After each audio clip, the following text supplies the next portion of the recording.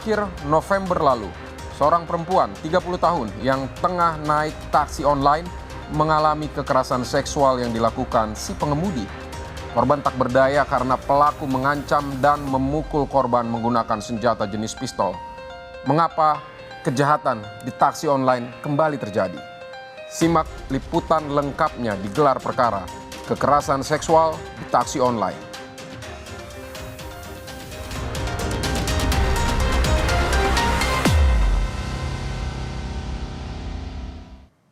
Saat melakukan kekerasan seksual, pelaku mengancam korban menggunakan senjata jenis pistol. Korban pun tak berdaya. Lantas bagaimana duduk perkara kasus ini? Simak liputan jurnalis Kompas TV, Argan Anjani.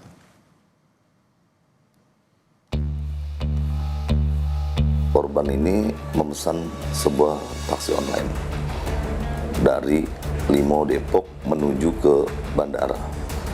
Di perjalanan, sopir taksi online ini mengambil senjata sejenis pistol katanya itu, dan ternyata malah menodongkan dan mau memaksa untuk berhubungan badan.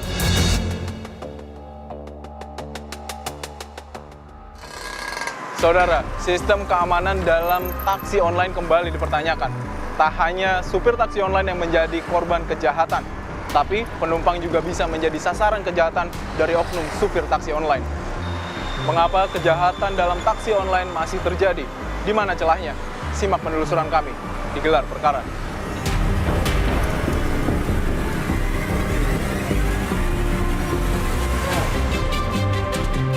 Inilah detik-detik penangkapan FG, lelaki 49 tahun, pelaku pemerkosaan seorang penumpang taksi online di Sukamaju, Cilodong, Depok, Jawa Barat. Sopir taksi online ini ditangkap pada 23 November lalu, sehari usai melakukan aksi bejatnya. Kini FG telah ditetapkan sebagai tersangka, sementara kondisi korban masih mengalami trauma.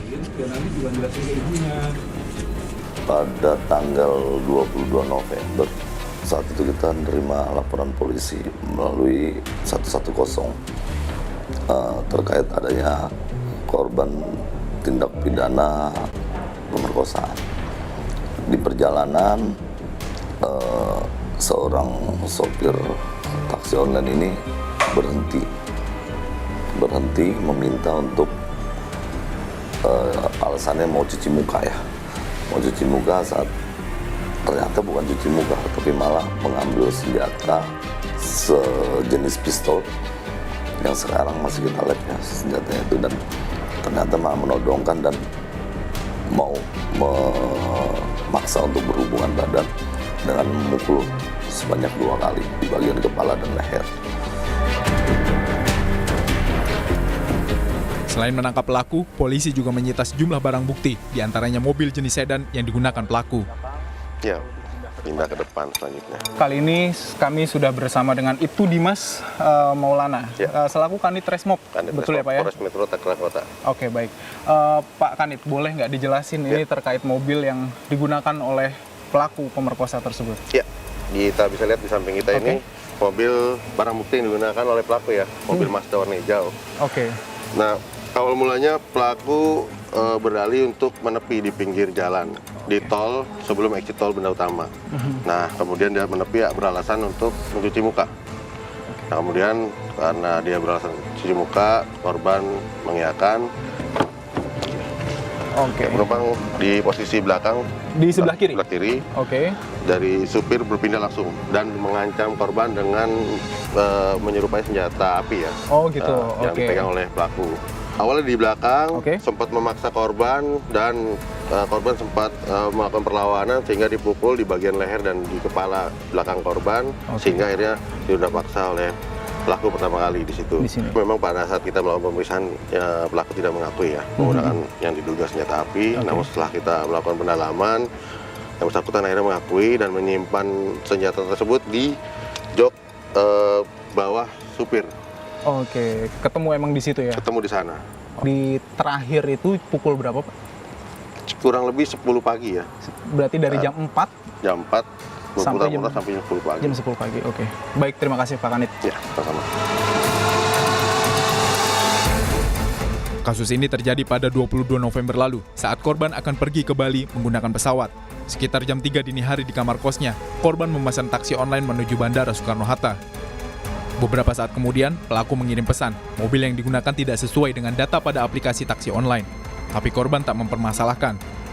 Di tengah perjalanan memasuki tol Kunciran Tangerang, pelaku minta izin menepi untuk cuci muka karena mengantuk. Tak menaruh curiga, korban mempersilahkan. Tak disangka, setelah keluar dari mobil, tiba-tiba pelaku masuk pintu belakang sambil menodongkan senjata ke arah korban. Perempuan 30 tahun ini sempat melawan, namun tak berdaya karena pelaku mengancam dan memukulnya. Saat waktu mau sampai menjemput korban, pelaku ini menyampaikan bahwa saya tidak menggunakan kendaraan yang sama melalui aplikasi chat yang ada di aplikasi online atau taksi online ya. Di perjalanan seorang sopir taksi online ini berhenti meminta untuk alasannya mau cuci muka ya. Mau cuci muka saat ternyata bukan cuci muka, tapi malah mengambil senjata sejenis pistol yang sekarang masih kita lab ya senjatanya itu, dan ternyata malah menodongkan dan mau memaksa untuk berhubungan badan dengan memukul sebanyak 2 kali di bagian kepala dan leher.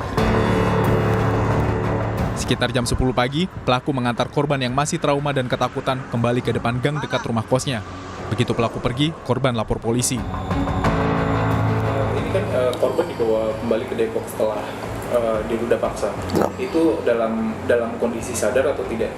Masih dalam kondisi sadar, namun terluka ya. Terluka di bagian pangkal leher sebelah kanan ya. Dan luka di bagian kepala. Masih keadaan pusing namun sadar. Dari hasil pemeriksaan polisi diketahui, pelaku FG melakukan kekerasan seksual terhadap korban di bawah pengaruh narkoba jenis sabu. Sementara terkait senjata jenis pistol yang digunakan pelaku masih dilakukan penyelidikan.